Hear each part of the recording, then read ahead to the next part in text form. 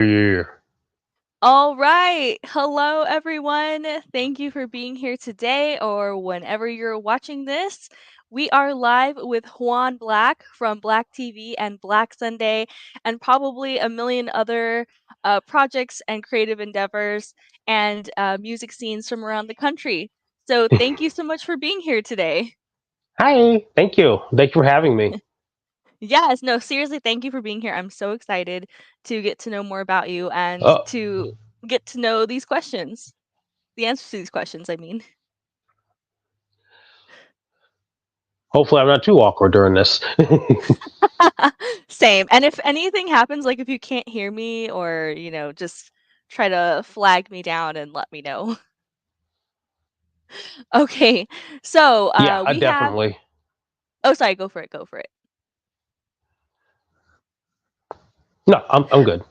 Okay. Are you hearing an echo? I just want to double check. I should have asked you that earlier. I'm From me? actually not. Okay, good. Okay, we're good. No, Awesome. no, we're good. Okay, awesome. Well, we have so much we could get into. As I mentioned, you just have so many creative projects and things that you do. So we could probably talk for 72 hours nonstop and still not cover everything. So let's start at the beginning. When did you first get into dark alternative subcultures? How old were you, and how were you introduced? Oh God, I was probably. I'm gonna say officially introduced to like at 14 because I mean I was familiar with some things before that, but at 14, we had college radio. Because I grew up in like Atlantic City, New Jersey, so you didn't have like a lot of radio stations. This is like the 80s. I'm old. Um, but you either had MTV or whatever. So maybe 120 minutes you catch something on there. But a lot of times it was college radio, and that's where I found out about just punk rock, you know, goth rock, death rock. That's where I first heard Bauhaus. Where I first heard Misfits. So that'd be about my first introduction to it. Would be that when I was 14. That's awesome. Were there different shows and segments that played, like Oh, you mentioned punk and goth, or was it uh-oh, all are you one? frozen? Oh no, can you hear me? Oh, Oh, are we good?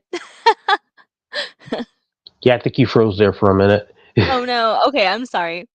Well, we'll just keep rolling through the technical difficulties. So hopefully you can hear me. Oh no, I think one of us froze, or maybe we're both freezing. Oh, I think for me you're frozen, but maybe I'm frozen for you. I'm not sure what anyone else can see out there. See here. We're having some technical issues. Oh, I think we lost Juan. But I do believe Juan will be back.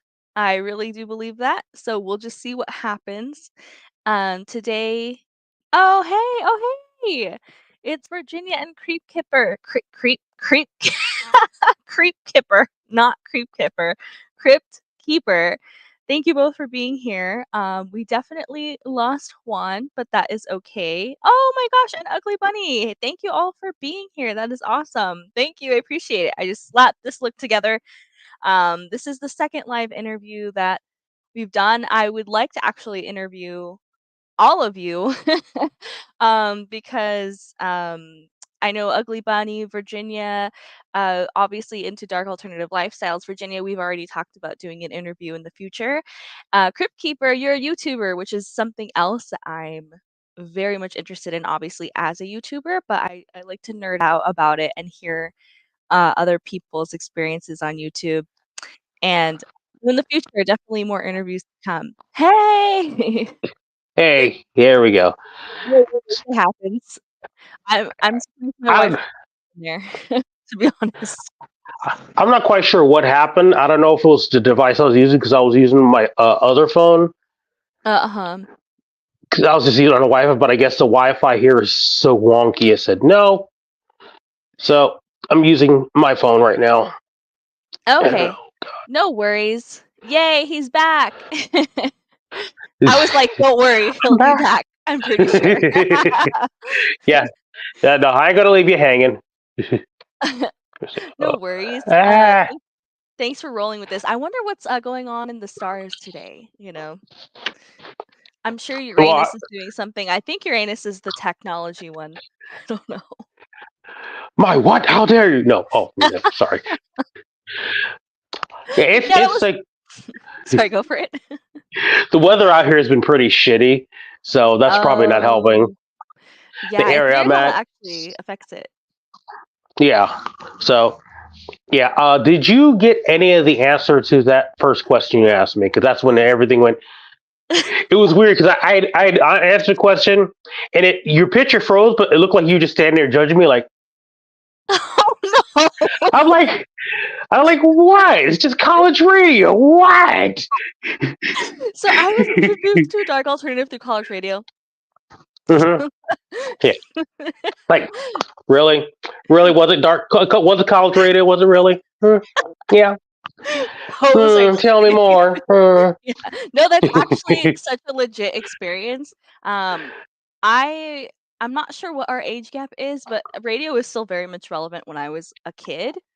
And then I remember I was like 10 years old when the internet first kind of became big. So there was internet radio. So I would listen to radio shows, on the internet and in real life. So I completely understand that. It was definitely a way people got introduced to music. And like you said, the college radio stations were pretty much the only ones not playing the mainstream stuff back then, Yeah. I'm sure. So, yes, I did hear your answer. Really awesome. Thank you for sharing that. And my follow-up question was, were the shows that you would listen to, were they divided up by like this is the punk show, this is the goth show, or were they kind of was it like one show playing all of those genres? Uh, a little bit of both actually, because much like most college radio stations, it's run by staff and students or whatever. So somebody would have like, oh, the punk blah blah blah hour, or 2 hours. They have someone play like indie and dark alternative type stuff, and they'd have a metal show. Like that's how I discovered like so many different bands at that time. Because really, besides MTV and maybe picking up an issue of like Maximum Rock and Roll or something like that, or some other like underground magazine. Where I was at, it was kind of hard to like find new stuff. Totally. Yeah, that definitely makes sense. Awesome. So you were 14 and it was really like the college radio stations that helped out a lot. So how old were Yeah. you when you started getting into your local scene at the time, like in person, and what was the scene like? And where were you actually?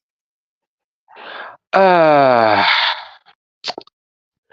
at the time, LA, which would be like like the mid to late '90s.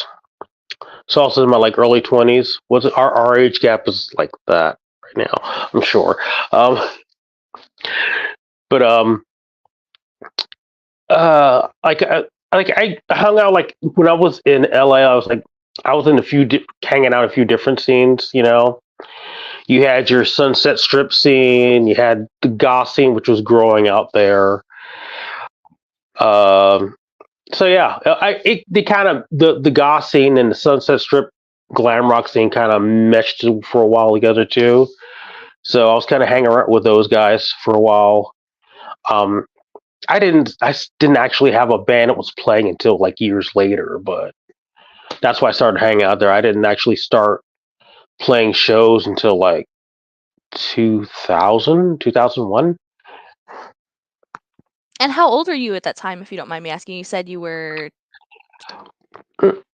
By the time I started like actually like I had a band and playing shows, I was like late 20s. okay, late 20s. So when you were Yeah. 14 discovering those shows, were you still in New Jersey or were you already in LA when you No, were I was in New 14? Jersey. Okay. And then you moved out to LA, and that's when you first started going to, like, the in-person Hmm. scenes. Okay, got you. Awesome. So you didn't experience any, like, New Jersey I mean, I know you were super young, like 14, but you didn't Right. experience any of the New Jersey scene when you were I younger? didn't really because I was too young to go to clubs at the time, and the closest I did, I hung around. Hey, knock it off. Hey, quit. So you always want to try to do stuff. The But literal close. scream. Like, but there was like a Black Sabbath tribute band that was playing this one bar like near where I lived at, and I couldn't go in there, so I just hung out by the back door and listened. So I was like, that was like my first experience with a local band. But yeah, I didn't really interact with many bands in New Jersey. I think I interact with like some bands that are in New Jersey more now, like online and everything, than I do when I was actually there. That makes sense though, because you were so young. You Yeah, know, yeah, I mean, some people everybody's experience is different. Some people get, like, involved in the scene super, super young in person, and yeah. for other reasons, it makes sense why you wouldn't. I mean, Hello, don't get Regina. me wrong. Oh, Good to sorry, hear. sorry. Oh, no, it's just saying hi in the chat. I know. I was Sorry, just go for saying. it. I used. I did at a certain time, a certain age. I was sneaking into bars, but it was easier to sneak into certain bars than it was like certain other bars, like bars that were like more rock bars oriented. They'd look at me and go, "No." But for some reason, like yeah, I used to. There was a couple gay bars I used to go to, so I thought, oh, okay, cool. They think I'm over 21. No, no, they just thought I was a very young lesbian, I guess, at the No time. way. Yeah, yeah, because like when I was younger, obviously I didn't have any facial hair and everything. Yeah, so I'm thinking like, oh, hey, yeah, I look my age. I'm like, oh, well, oh, whatever. I got in anyway. Fuck it. Yeah. Thank you for sharing that. Yeah, the experience of being like underage and in scenes, I think laws have changed in a lot of places now. In Texas, Hmm. where I grew up, I used to be able they had all age shows at bars. So I used to be able to go to a ton of like metal shows because they were all age. But when I turned 18, they changed that law. So anyone growing up, Mm, in the ages after me didn't get to like have that experience for better and for worse. But right. yeah, definitely interesting. Thank you again for being here, Regina. And Crypt Keeper said, I lived in California, and when I was 14, I hung out with the younger brothers of the guys from Deps Depswa, Depswa. I'm not sure who that is actually, but that sounds cool. Sounds Yeah, like I'm a not good sure. time. That actually doesn't sound familiar to me, but right on. Yeah. Okay. So, you are a proud member of the LGBTQIA family, and you mentioned one of your goals for 2024 was to be more gay. Everyone's process for recognizing and accepting their queer identity is different. So, how old were you when you realized, and what was that experience like for you? Oddly enough, probably around about the same age as I started getting into like alternative music and stuff like that. I was just discovering who I was and everything at the time, and I was realizing that I, was a, was a bit different from everybody else. I had different attractions, different feelings on certain things. I wasn't very open with it, obviously, because number one, it was the '80s. Being brown in the '80s and living in certain areas, that's not exactly something you wanted to advertise. But actually, it was like a number of years. It took a while for me to actually come out more, I guess. That makes sense. Were you primarily like afraid of for your safety or Eh, it was a combination of safety, but then also losing the friends I had because a lot of people hung out weren't exactly very queer friendly at the time. So it's like I had a weird friend group at the time, and so it was yeah, it was kind of a weird thing because you're hanging out with people, then they were like, yeah, yeah, yeah, it is such a blah blah blah, ha ha ha, all insert gay jokes or gay slurs, whatever, and it's like I'm sitting here like, And that was that in the alternative scenes in LA that you were hanging out in that were is that what you're describing at the time? Well, that was before that. That was not just in Jersey, but also like when in LA, the certain groups I was around. Yeah, yeah. I mean, to be fair, I mean, for what I've seen with the goth scene and everything, I didn't wasn't while I was around running around the goth scene, I was like mostly hanging around like the LA, so like a little bit of the punk scene, a little bit of the San Fernando Valley scene and everything, and not quite as it's pretty much the same thing. You know, it was especially like people I worked with at the time also not very queer friendly, but it's like, well, I'm just kind of wedging myself in here, so Wow, thank you for sharing that, and yeah. I'm I'm sorry that you had to deal with all of that back then. How how do you feel now? Compared to the way things were back then for you? I mean, obviously you're older, you have more life experience, but also just All right. the climate of things with your identity. How has that been different for you? Well, for one, the older I get, the less of a fuck I give. uh, it's like it's like I'm too old for that bullshit now. It's like, yeah, yeah, here I am. Yes, yes, whatever. Yes, yes. Call me the F slur. Sure, whatever. I really don't care. Sure, sure. Yeah. Yeah. What are you trying to date me? Screw off. But Yeah. Got but you. sorry. No, no, go for it. No. Like I said, I've navigated a little bit more. Just going into it. This is what I am. The climate is a lot different too than it was when I was growing up in the '80s and in the early '90s. It's huge different. More people are more open. I mean, there's also a huge amount of people that are against just anything that's different than what they think is considered a norm.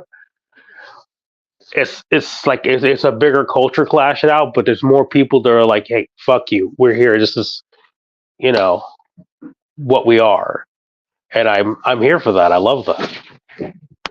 Oh, Awesome. Crypt Keeper said people still suck, which yeah, definitely can be true for sure. And hello, absolutely. yes, and hello, Catkin. But yeah, thank you for I sharing can't get. that. um, so if you haven't already answered this, let me see if you have. When and how did you get into making music personally? I know you said it was after you were in LA and like in your 20s. But how did you actually start playing like an instrument and getting into bands and stuff like that? It's something I've always wanted to do, but once again, it's not something I did until my 20s. I started like I play around with stuff. I remember I had like a little keyboard. Actually, I don't know if I found it at a thrift store or if I found it in the trash. Actually, it's one of these little old Casio keyboards. It has a demo song. You press it, it starts playing a little MIDI version of Wham's "Wake Me Up Before I Go Go." So that was something I kind of started playing around with, and then eventually I just started like trying to come. What I did was write up a little bit of guitar because I was living with my ex girlfriend at the time, and she played guitar and bass. So I would play around, and then I would figure out some stuff. That's how I wrote some of like the first songs for my original band, my first actual band. So yeah, so it was. Sorry, uh, but yeah, that was pretty much how I did that. Just figuring things out. I mean, I'm not exactly a great musician or anything. I just do stuff enough to write stuff. Only like later years I've gotten better with like doing like loops and stuff like that, and I'm still messing with and learning about stuff like that too. I love that. That's awesome. And I absolutely love that you got your first instrument You said either thrifted or out of a trash can. That's like the Yeah. best. That's the actual best, and it still works. What was it doing in the trash can?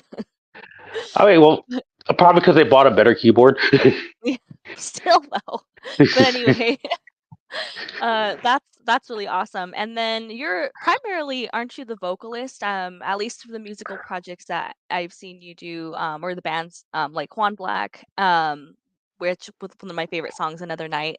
You know, I love that song. That was like in my top 20 for the year. And then Blak Sunday. You're primarily the vocalist. So when did you start doing vocals? Always.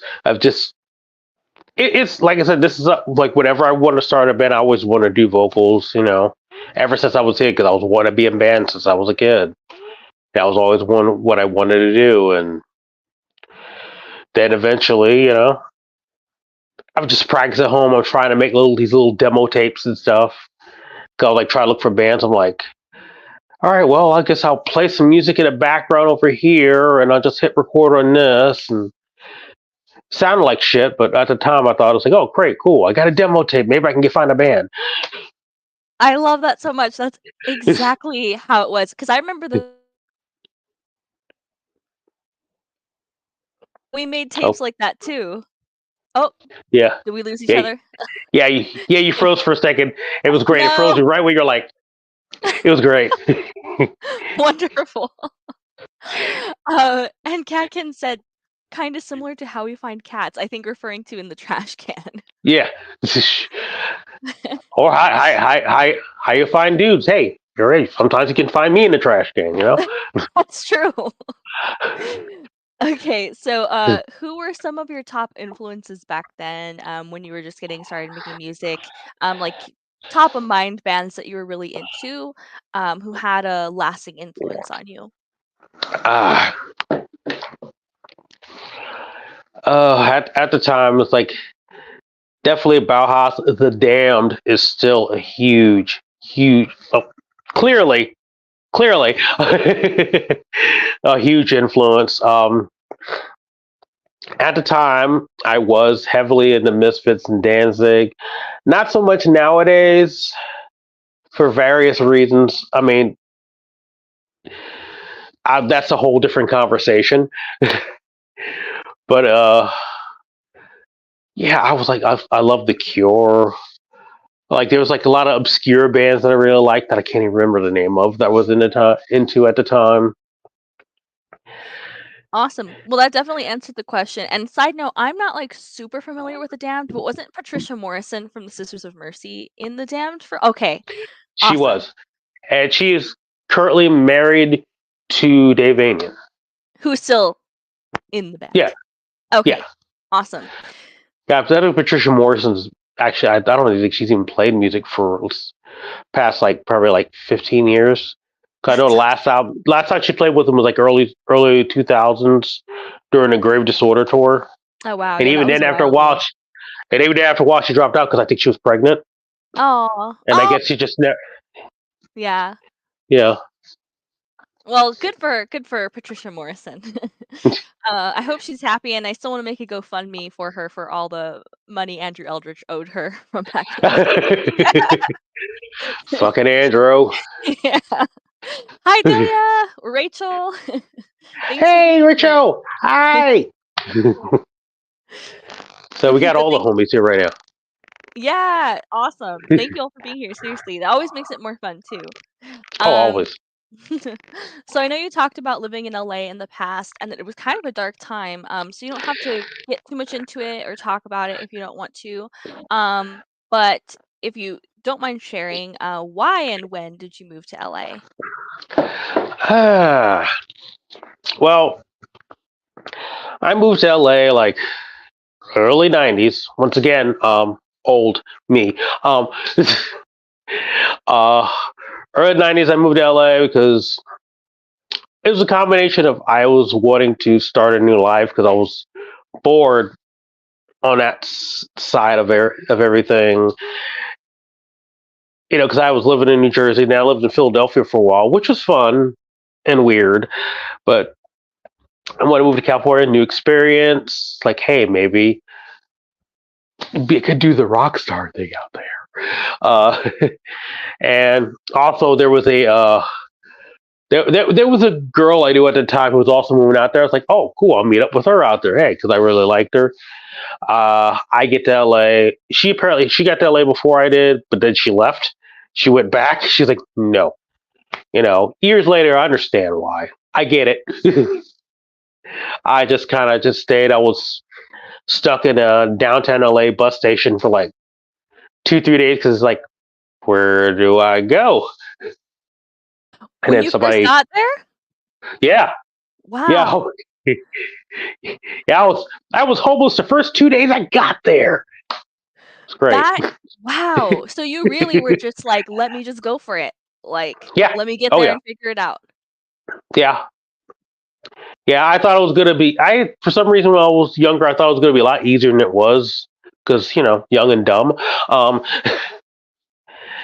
but there I was, and then this other punk kid that was saw me there. He just came back from somewhere. He's like, "Oh yeah, you don't want to. Yeah, you want to go to Hollywood. You don't want to be stuck down here." So he actually got me a city bus ticket and got me to Hollywood. And yeah, I lived out there for a while. I was like on and off homeless. I was either staying at youth centers or squats. And then from there on, things just were kind of up and down.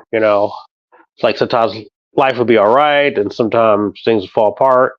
I was like on and off homeless because it's rough in LA, and nowadays it's even rougher out there because the homeless problem has gotten like 100 times worse than it was when I left. So Yeah, definitely.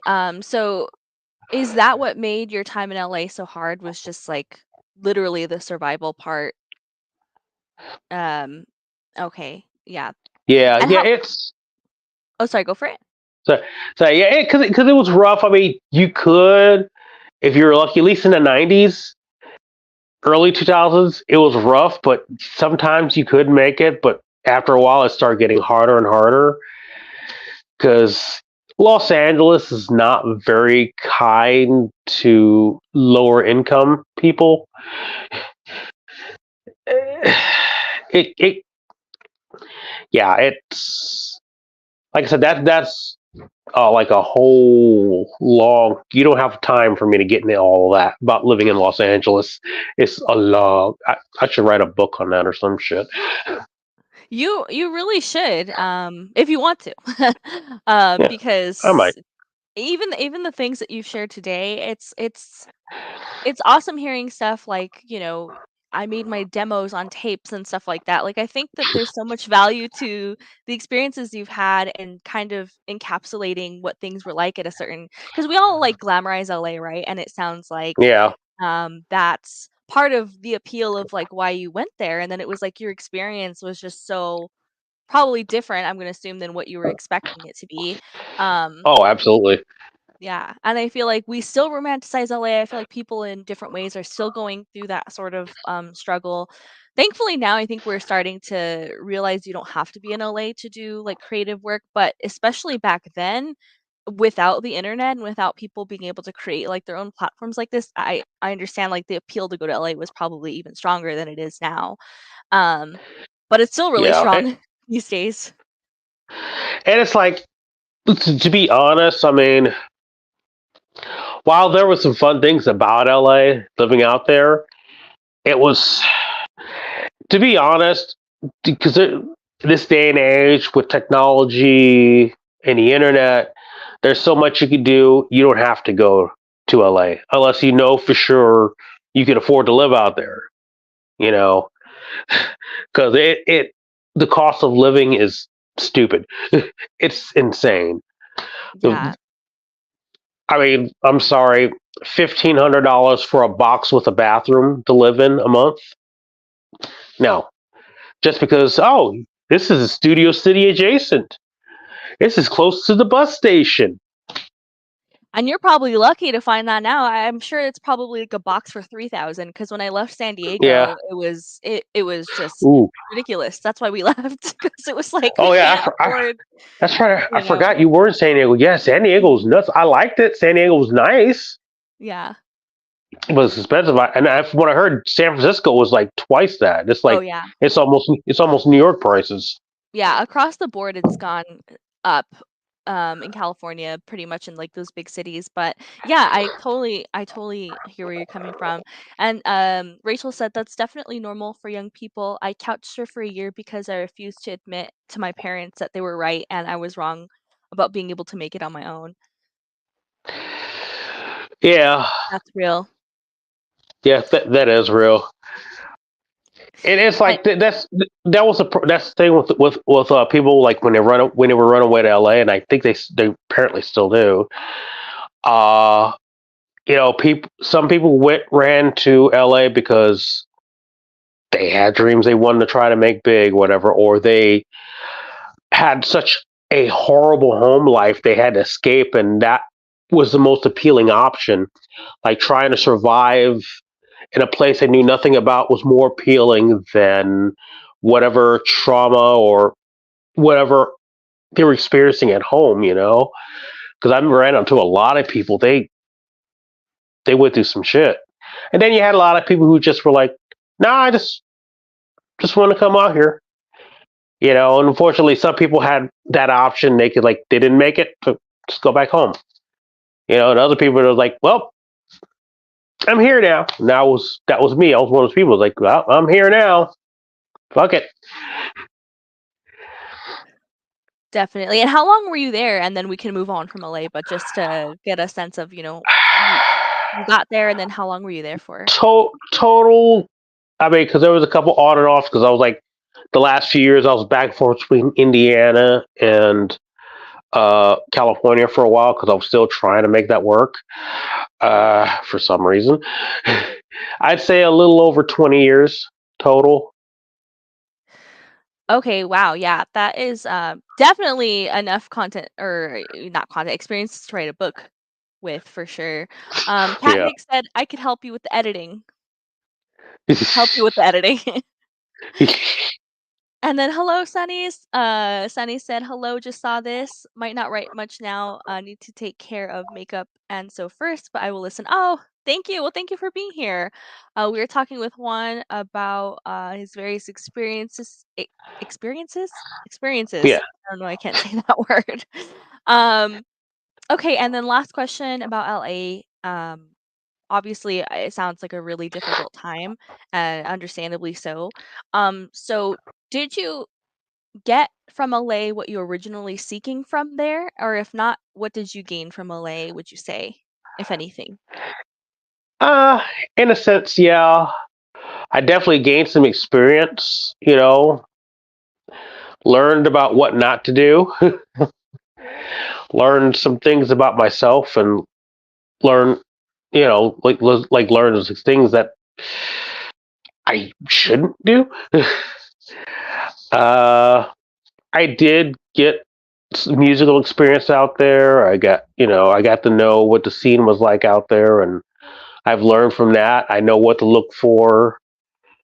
I know what to avoid now. So, I mean, at least I came out with some lessons. I mean, granted, even after leaving, there's still, as a person, I still have growing to do still. So I admit that I'm still working on things. But yeah, I learned a lot. Like I said, I learned a lot about myself and just life in general, living out there. It's Yeah. definitely an eye-opening experience. Definitely sounds like it. And thank you again for sharing that. And you're not alone. I think the fact that you feel like you have, room to grow as a person is a good thing because some people don't even ever grow or, reflect or anything. So it's like a good thing. I don't Yeah. think we'll ever finish growing and evolving as people if we're lucky. So, now that you live in Indiana, what made you move to Indiana specifically? And what was the transition? I know you said you were going back and forth from LA and Indiana for a while, but what was the transition when you finally kind of started to make Indiana your home like? Well, I originally started come out. I came out here because my current spouse was living out here, and I moved out here first. Lived out here for a while, and then, like I said, it was back and forth and everything. But the final straw of going, you know what, screw it, just gonna go back to Indiana, just stay there, was just the last few years living in Los Angeles got real bad, and the place we were living at, we had lost. So then, it. So I had sent we had to send my spouse back out here because we ended up homeless. So it's like nobody wants to like live in their car, and I was like, this just isn't working. It's like it's a position I've been in before, but yet in the past I've been like, nah, but somehow I'll make it out of here. But this time I was like, nah, you know what? I'm done. And it was kind of a good thing too, because I feel like if we didn't leave when we did, then like how like you see so many people out there like still living in tents and stuff right now. I felt like that would have been me. It's like, oh god, because I don't think there was any way out of it that time. And then So that was even before COVID and everything, which I'm sure just made oh no, everything. yeah, Yeah. yeah, that was the whole thing. It's like when COVID came out, after I was like, oh god, how's people going to handle that out there? And then that just made more people out there because so many people lost their jobs, lost their homes because they couldn't afford to pay for them. People just getting tossed out. It's because oh, that's once again a whole nother conversation. I don't want to. I don't want to hijack your podcast here, No, talking. you're not hijacking it. Anything, I mean, any direction you wanna go in, I mean, this is, the interview of to you, and thank you for, being as open and sharing everything as you have. Um, and so you said you moved to Indiana because your partner was living there at the time. Is your partner from Indiana? Yes. Okay, got it. Um, I was just curious, like, why Indiana, but that makes sense. Um So, what was the scene like when you got to Indiana, and what is it like now? The alternative scene, I guess, or scenes. Excuse me. Um, this I was just learning the scene when I first got out here, and it was interesting because I was like, there's more venues to play out here because like L.A. when I was leaving, there was like less places to play, and then I come out here, it's like, oh, there's clubs, and then I come out. Oh, I think it's like there was a place called the Melody Inn out here, which I've played at a lot, and I went there a couple times. I played a couple shows there, and I was always surprised, like, oh, there's people here. These people stick around and watch the band. So it's like the scene out here, like everybody actually loves live music. They love seeing live music and everything. LA, I think they kind of some parts of it they kind of took advantage of it. So they took it for granted, rather not advantage of it.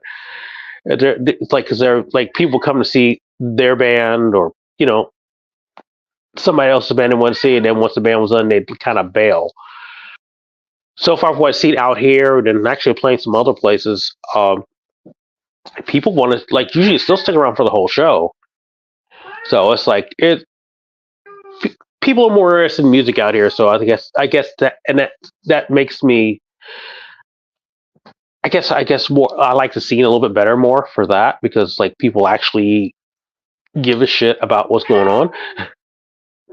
I love that. Actually, that makes me so happy actually to hear, like, and it's not because 'cause I'm, like, trying to hate on LA. I know, there's people in the scene who, like, love the LA scene, and there's just a lot going going on, like you said, and I think that's why people take it for granted because there's so much all the time. Um, but Yeah. I love hearing that there's, like, more upsides to the scene in Indiana, than in LA because it's, like, it almost seems like because there isn't as much going on, people just appreciate what is going on so much more instead of just like, "Oh, I'm gonna be here for what I want and then leave."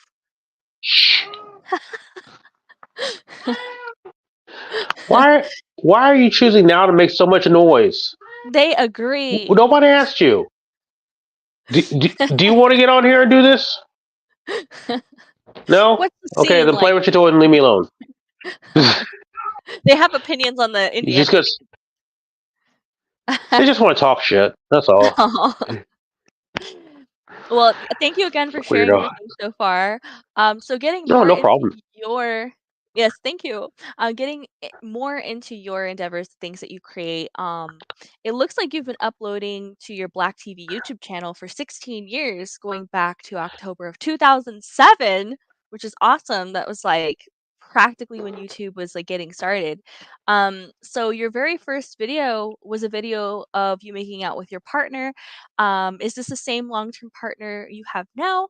Or, if so, how did you meet? And if not, how did you meet your current, primary partner?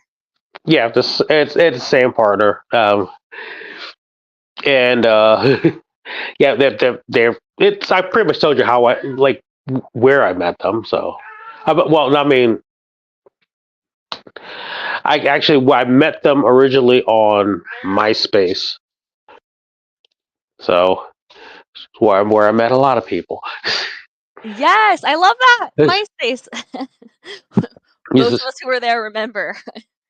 oh God, yeah, that was that was a time.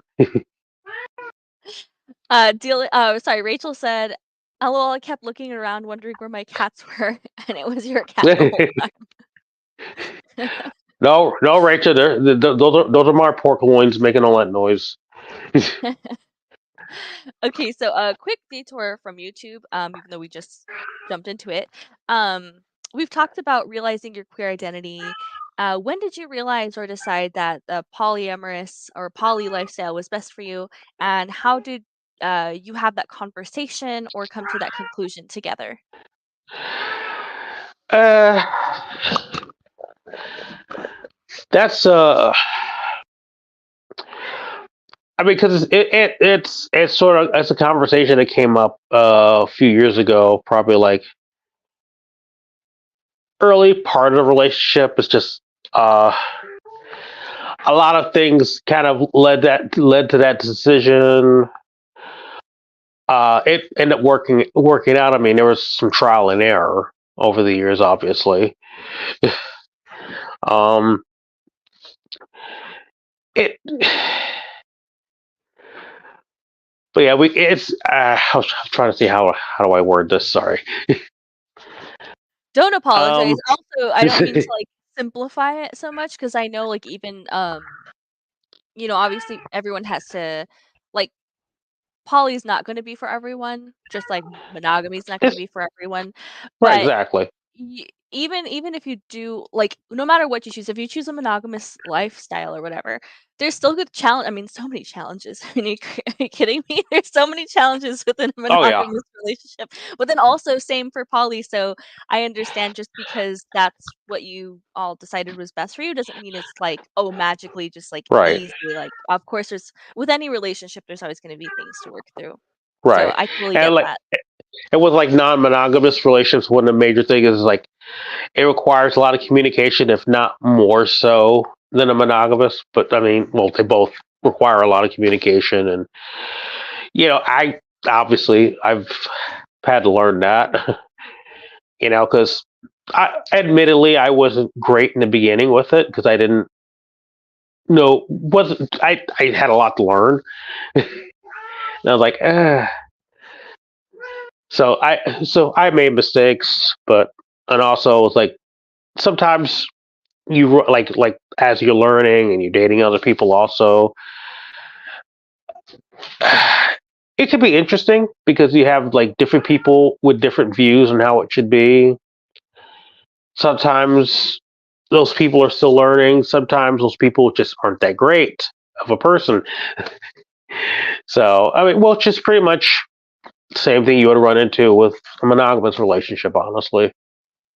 Exactly. That's so interesting because it's really just like instead of navigating one relationship, you're navigating, sometimes several. So, like you Yeah, said, it really just depends on the people that you're in the relationships with because like you said, the dynamics are I mean, even if you have parameters and boundaries around a relationship, if both people don't yeah. respect them, I mean, there's only so much you can do. There's only so much you can do no matter what. So, thank you for sharing that as well. Getting back to YouTube, your earliest videos looked like you were still in LA with some footage from, sorry, I have Halloween Halloween! I think it meant Hollywood. It's a Halloween Hollyweed. too. Ish. Well, hey, Hollywood. it's legal. Well, hey, it's legal out there now, so you It can is call it that. Halloween. So Yeah. it's ah. Um, Hollow or maybe it was a Halloween. I'm not sure what word that's supposed to be, but I think it was supposed to be Hollywood. Show on December 9th, and then leaving for Indianapolis December 31st. Um, so the first 5 years are, like, a lot of kind of random footage, live band footage, music and scene related videos, Mhm. with just a few vlogs, so not as much vlogging back then. So thinking back to those early days, what made you start a YouTube channel and uploading in the first place back then? Cause it seemed fun. It was like I was like I was watch other YouTube channels. I'm like, oh, I think I kind of want to do that. I could make that work. And also, I thought it'd be a cool way to get like a little attention towards like music projects at the time that I had to. That's why I started getting into video editing or trying to video edit. I started making the music videos. Then I started like, oh, maybe I'll do some vlogs. Yeah, that looks fun. Yes, definitely. Awesome. I love that because I remember like back when YouTube first came around, like me and some friends, we would just like upload kind of very similar to like your earliest videos. Like we just upload like random anything. Like we weren't trying to be YouTubers or whatever. It was just like the place where you uploaded videos. Yeah, yeah. Awesome. So in 2013, it looks like you started doing more what you called rants. You labeled them rants and talking head videos, more similar to your current content. You had a lot of Walking Dead rants, one where where you were walking on a treadmill, which I thought was awesome.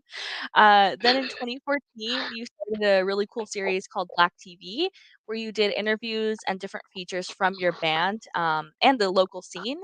I think that's such a cool series, so if you wanted to make a playlist and put it on your, like, main page, I think that would be really cool. Just saying. I think I have one for those old episodes. Really? I Okay, because think I didn't see it, I but I that have to would be look. I'm not sure. It's been a while since I made those particular ones. yeah. I just think those would be really kinda cool and historical. I would personally be interested in watching them. Um, so you've done several different web series since then, started doing reaction videos in 2017, and a few years ago started doing food crimes, which is one of the series I originally knew you for, which is really funny. So what has been your favorite parts about doing YouTube, and what keeps you going and posting, all these different series? Number one, you go in. You're like, okay, if I'm gonna do an interview with this guy, let me do a little research. I'm gonna actually look at his YouTube channel.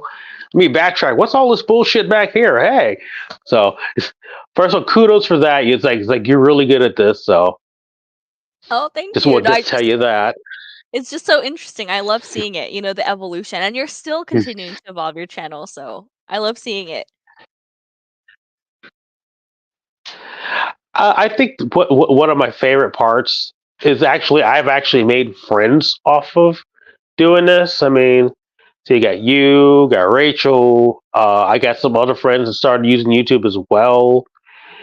So it's like I have a very small community. It's like we're all like on the well, it's like smallish YouTubers. I mean, because you and Rachel I got like a lot more, pretty decent amount now than you did when I first met you. Yeah, I'm getting there. You'll get But there, and oh, plus, sorry. I think I would still consider us all small YouTubers, but yeah, shout out to Rachel because the consistency, the growth, amazing. Oh yeah, yeah. That helps a lot. It's better when you're more consistent. Sometimes it's a little harder to. Yeah, it's hard to be consistent. But so if you're able to be consistent with it, do it. I've been trying to be. It helps. But then I'll be get consistent for a minute, then things kind of fall off because so much other stuff. But yeah, No, I'm especially now since I've been cross. Sorry, go no, you go for it. I'm sorry. ahead. Excuse me. Sorry. But yeah, especially lately now I'm like cross posting stuff now because I'm in kind of utilizing TikTok as well. Uh, Instagram and Facebook. Instagram Reels used to be a little bit better, but now it's kind of like I don't think anybody watches Reels as much as they used to now. I noticed because like views have went down Yeah, I don't know on, what's or going maybe on it's with just certain that. ones. Yeah, the YouTuber I interviewed last week, artist creator, said the same thing. So I think everybody's feeling it with Instagram, even us like smaller creators, because it's like I don't. That's why I don't even bother with Instagram half the time. I still keep it because it's easy to like DM people and communicate. But other than Off. that, it's other than that, I think across the board, it's like it's not as good for most people these days. Um, Yeah, yeah. So what is one of the biggest challenges? I mean, we kind of talked a little bit about that, I think, like consistency, and I completely relate to that because I disappear off of YouTube for like years at a time or like 6 months at a time. But what are the biggest challenges you face doing YouTube so far? I think the biggest one would be the whole algorithm thing because it seems. I mean, while it helps to be consistent on YouTube, the YouTube algorithm is inconsistent as hell because it's weird. It's like 1 minute you getting like a ton of views to a video, and other times it's like you post another video and it's like meh, which is weird because like I think I mentioned this to you before, like when we were talking of somewhere else before on like on your other live stream, I think. A lot of times if I post like, cause I post a lot more shorts on here now, and sometimes I'll get a lot of attention. Like sometimes I'll post something, you'll get like 30 views here. Instagram. We won't talk about Instagram views, uh, but then I'll put it on TikTok, and then it'll get anywhere between like 200 to 500 or more views. So it's weird how that works. And sometimes it's like I get more views on Facebook than YouTube, and then other times it switches around. So that's what makes it confusing. This is so funny. Literally, last week I interviewed Ghosty from the Hello Ghosty channel, said the exact same thing. The exact same thing as what you're saying now. Yeah, So it's like it is weird because it'll be the exact same video like you said, and it'll get like a ton of views here and then like nothing over here, and then the opposite happens. So yeah, it's it's one piece of content at a time, I guess. it's like come on, make it real. It's like, are y'all using the same AI robot or something? Come on, y'all can afford like two or three. Come on. Yeah. And Sunny said, that she loves that YouTube connects people all over the world. Yes, me too. Oh, and Sunny said, she loves the damn shirt. Oh, thank you. And Rachel said, I missed 1 week back in November and my numbers still haven't recovered. What? That's so not Oh, I've fair. heard that too. I've heard That's that too. Yeah. wild because I mean, Rachel, you're like so amazingly consistent. Like it's honestly like amazing. And then just one they punish you so much just for like 1 week. That's wild. Yeah, it's like, how dare you take a vacation? No, we'll show you. No wonder all the like big YouTubers are freaking out and like I can't do this anymore and quitting. I mean, if that's like really an effect, people feel like they Right. can't take a break. And then Rachel said at first YouTube is really pushing the reels, and you would have a chance to go viral no matter how small your channel was, but now that it's established, they stopped doing that. Yeah, I feel like yeah. I feel like if you hop on early to any of these platforms, you have a better chance, and then once once everything's established, it gets harder. Um, so I couldn't help but notice that you had somewhat of a style evolution, going through all of your videos. Have you thought consciously about your style, or does it just happen? And how would you describe your own style? And if so, how has it changed, or do you see it changing in the near future? I guess my style has went from looking homeless to looking slightly less homeless. uh, I don't know if I've really thought about it. I think I've made attempts at a style. Sometimes it works, sometimes it doesn't. Old earlier stuff more so did not work. Uh, uh, like I said, my makeup is usually better if somebody else does it. I mean, I try to do. I try to get a little more practice with it, but sometimes I just don't have a lot of opportunity to do it. So, but I'd there was certain things that I was like doing back like in early 2000s that I don't do now. It's like I don't know if you look so like old pictures of me or like old videos of me, just like with my old banner and everything. And it says I'll look at like certain things I wore or certain looks and say, oof, well, that was certainly a choice. Don't worry, I think we all, look back at old pictures and think that sometimes, but, were there any specific, like, accessories or things that you would wear that you're referring to that you're like, that didn't work for me?" Uh, I don't. I kind of miss it, but I wouldn't wear it really again. But I remember like my ex at the time. She used to make like a lot of like leather working and stuff, and she had made this gauntlet. I used to have like you might have to go back way back. It's like we used to call it the can opener. She had put like a bunch of spikes. It had like this little spike claws on the tip over here. It looked very black metal, which is weird Yeah, wearing that since I wasn't in a black metal band, but I liked wearing it. nice. I know exactly what you're talking about. Awesome. Well, thank you for sharing. I think your style, especially now, I mean, that's why I was curious if you think consciously about it or not, because some people don't. It's just effortless, you just don't think about it at all, just go about your day. But Yeah, you I can definitely look at my style and tell, oh yeah, that's effortless. All right. not in the same context that I meant it. But no, Like, seriously, I girl, think that you is have effortless. and it's like a low key diss. Like, no, no, Like, no. I yeah, it's pretty effortless. Yeah, honey. wow, are we looking effortless today?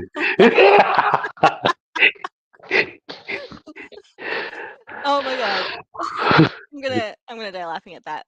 But, no, no, seriously, I really like I said, I went through, like, your videos, and I feel like whether you mean to or not, you kinda have a certain look now, and I think it definitely works for you.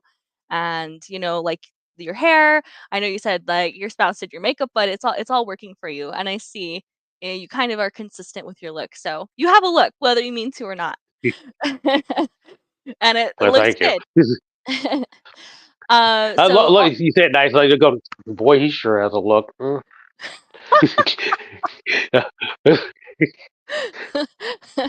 oh my gosh, I'm just, like, gonna always keep thinking about, this now whenever I think about, looks and styles. So we're almost through the questions. Thank you so much for your time today. So getting back to your channel, what are you hoping for your channel in 2024? Do you have any, like, specific hopes for it, or are you just kind of gonna go with the flow and see where it goes? Honestly, I'm hoping to have it a little bit bigger. I'm not going to say blow up because, yeah, be more realistic about it. But hopefully, like it gets some more subscribers, more views, especially when it comes to music projects. Because I definitely plan on like doing more music videos. I'm actually got some stuff in the process right now because I'm still like from that last album, the solo album I did, the first one I did. I'm still working on some videos for that. because I originally intended having like a video for every song on that album, and that didn't kind of work. That didn't work out because, well, time.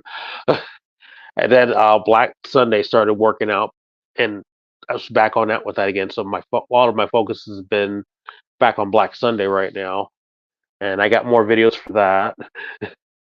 And also, I'm trying to do like the podcast thing too. So with like both like the live stream one, and I'm trying to do like a pre-recorded one too, which I'm trying to get a friend of mine on, somebody I know, hopefully. uh, Who? Wait, me? Rachel? like No, no, the I'm duct down. tape behind me.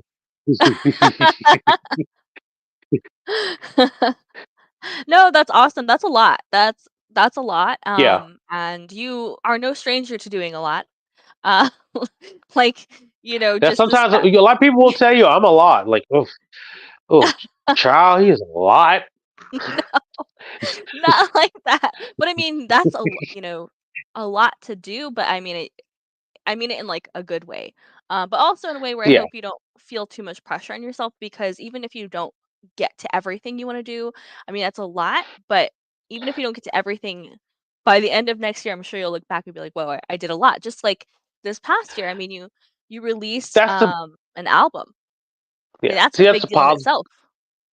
that's a positive way of looking at it. Unfortunately, the way my brain works sometimes, it's like I like that's my attitude towards everybody else. Like, yeah, you should be grateful, like, be glad that you did something. It's fine. You did your best. You did what you could. You know. When it comes to myself, I'm like, what are you doing? You didn't do anything. You're a failure. Sometimes, so unfortunately, Yeah. you know,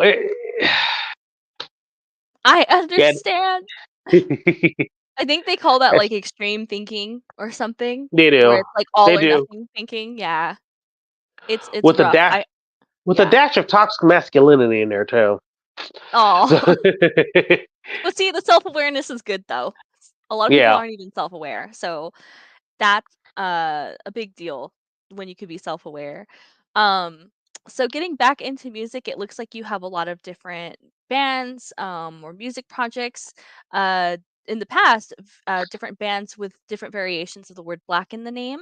Your Hmm. current main band, Blak Sunday, you released a full-length album this year, which, like I said, is a huge accomplishment. And I definitely want to do a deep dive on the album, but like we'll have to do a whole other interview for that because there was just Yeah. too many questions to ask you. So to do a deep dive on your music. But that said, how was 2023 for Blak Sunday and the process to creating and releasing this album? How did you feel once it was released? Well, start out 2023 for Black Sunday. I felt was like a big deal because that was like a big turning point. Because 2022, that marked an end of a chapter, and I had like, okay, it's basically restarting, like that's 23 restarted. I was just starting over. First, it was me and just me and my original synth player at the time. Uh, but eventually, she had to bow out as well. So I was like, all right. So basically, just restarting, whole new people, whole new different attitudes. Like, all right, well, if we're gonna do it, let's do it right. Had a little bit of trial and error. We had some lineups here. I got to play like 3 shows. Was it 3 or was it 4? No, 3. And each one was great. I mean, it was like different, varying sort of a varying display of people because we were like first couple shows was basically just backing tracks, a bass player, and the first show we had a guitar player, and the second show is when my new synth player had joined, and it was just like bass player and synth. And it wasn't until like recently it was actually a full band. But like this band's went through an evolution in 1 year already, you know. And now I'm so freaking stoked and happy with this lineup right now. And the album is like sort of like a celebration of getting to this point. It's got like like sort of like remastered versions of the singles that we just put out like a few years ago. A couple live tracks, and then the newer stuff like the Sisters of Mercy cover and the new song Ghost, which is like this is how I end it, which is basically say this is where we're at now. This is what we worked up to now. It's kind of like the whole album is just like an evolution of where we're at now, and I'm pretty proud of it. And I'm pretty proud of where it's going, and I can't wait to see where we go from there because now it's just time to just keep evolving, keep going up. I love that so much. I did not know that. So I love that you kind of uh evolved as a band and like lineup wise and everything, and then your album itself is this like kind of timeline of your growth, and then it's Yeah, on like okay, ready for the future. I love that. That is really cool. And yeah, so definitely excited to do a deep dive of your album in the future. So do you know yeah. what's in store for Black Sunday in 2024? Well, we have a show coming up, March, I believe it's 28th, 29th. I don't have anything in front of me right now, Oh, and no I should have worries. did that. We could put it but in the we have, comments for yeah, anyone who yeah. wants to know. But we do have a show coming up. That'll be our first show of the year. Uh, and hopefully gonna like get a single out, have a couple more videos. Definitely gonna try to get an album done this year of you know this one's just gonna be everything with the new band right now. It's gonna be like complete new shit. We have some new songs. That's something I didn't mention. We've been working on new songs, and those are coming out great. I'm really happy with those right now. I'm excited. That's So good. It's always 2024 is definitely going to be our year. yes, okay, I'm excited to hear that. It's awesome when you're excited about the music that you're making, like, that's the best. Awesome. So what about you? I mean, you already kind of mentioned many of the things that you're looking forward to in 2024, but, as Mhm. a whole, what would you say or hope or think is in store for you as a person this year? As a person, hopefully, I just kind of continue to grow, just improve life for myself, my spouse.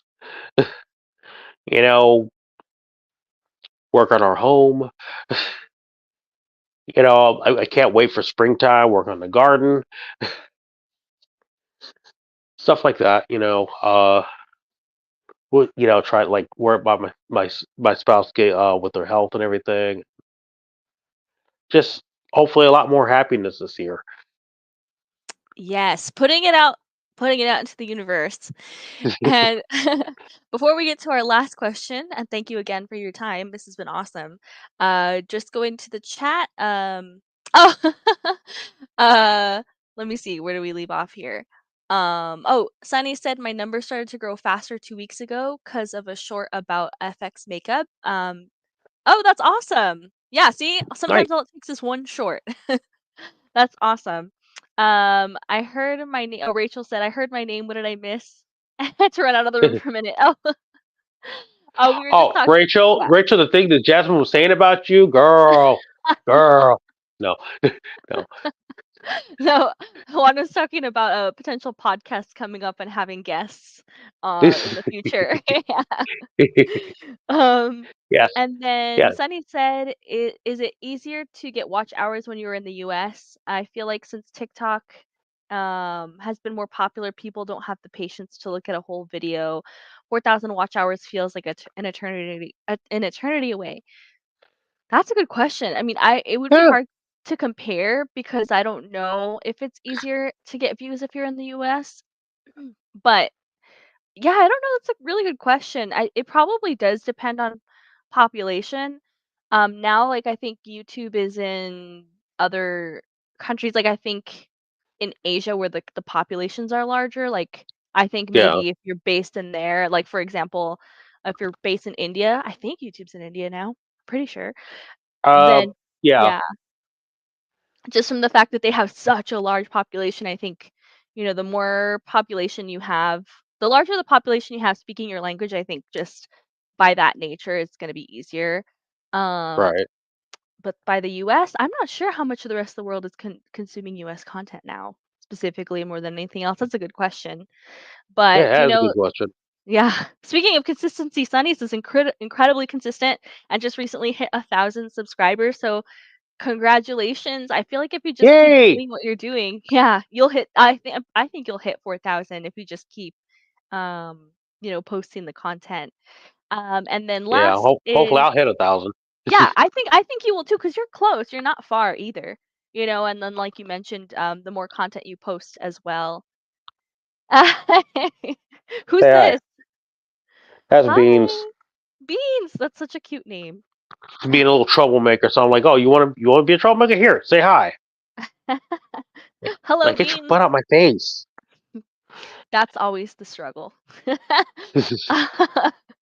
uh, Let's see. And then last, Sunny's wants to know which platform is your favorite to release new music on? I'm gonna say one of the platforms that's actually probably been the best to us has been Bandcamp. I mean, Bandcamp is great. I mean, I don't like Spotify, but I will release music on Spotify because like the distribution company that I go through, that's one of the stores they do supply. But really, ugh. I mean, Bandcamp is better because at least more people will buy your music there. I mean, you don't get paid for streams on Bandcamp, but more people will actually buy your music on there. So it's a balance. And then now with the changes, is that making a difference for you as well? Because didn't Spotify just do a thing where it's like less than 1,000 streams, you don't get anything for your Yeah, song? something like that. Yeah, Yeah. which is I kind of weird.